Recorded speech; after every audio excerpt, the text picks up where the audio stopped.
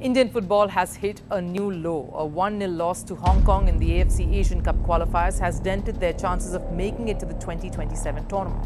The squad looks disjointed, the fans are disgruntled, the coaching staff seem confused, and the management, they're scrambling for answers.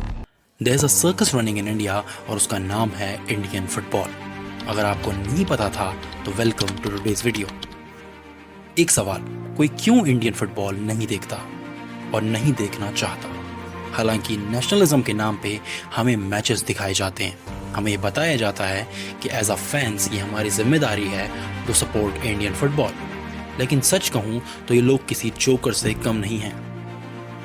खुद सुनील छेत्री ने retirement वापस ले लिया, पर फिर भी इंडियन फुटबॉल का एक फ्यूचर डार्कनेस में जाता दिख रहा है.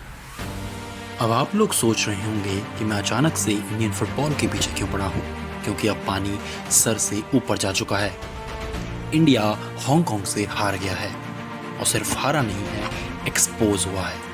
हांगकांग जो फीफा रैंकिंग में 153rd पोजीशन पे आता है, हांगकांग जिसे हम 4 साल पहले 4-0 से हरा चुके हैं, उनसे हार गया. और जैसा मैंने कहा, हारे नहीं हैं, एक्सपोज हुए हैं. इन प्लेयर्स की बॉडी लैंग्वेज देख के लग रहा था कि ये जीतने आए ही नहीं है, ये सिर्फ अपना टाइम पास करना है of 72 minutes. And on top of that, the biggest joker in this industry is AIFF, All India Football Federation. Because All India Football Federation announces 43 lakh rupees bonus for players if they beat Hong Kong. As I told you the history of Hong Kong, they have lost to us from 4-0.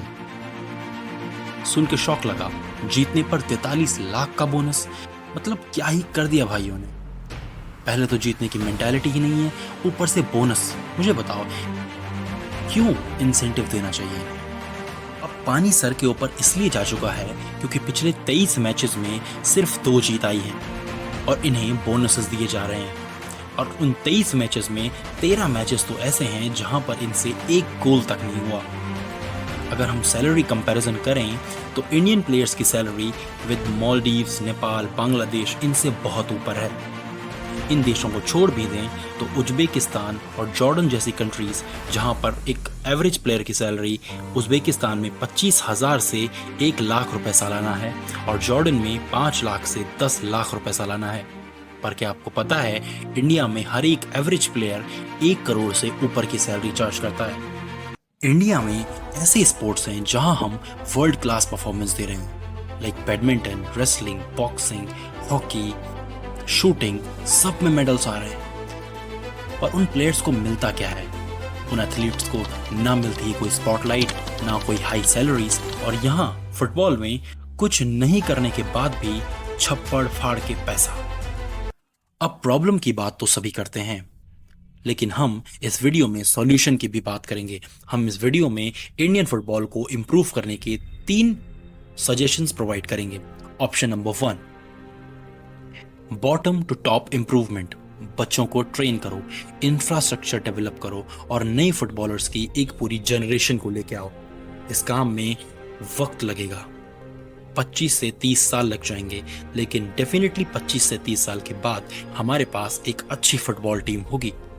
लेकिन मेरे इस महान देश में ऐसा होना असंभव है, ये आप भी जानते हैं और मैं भी. सो ऑप्शन नंबर 2 की तरफ बढ़ते हैं.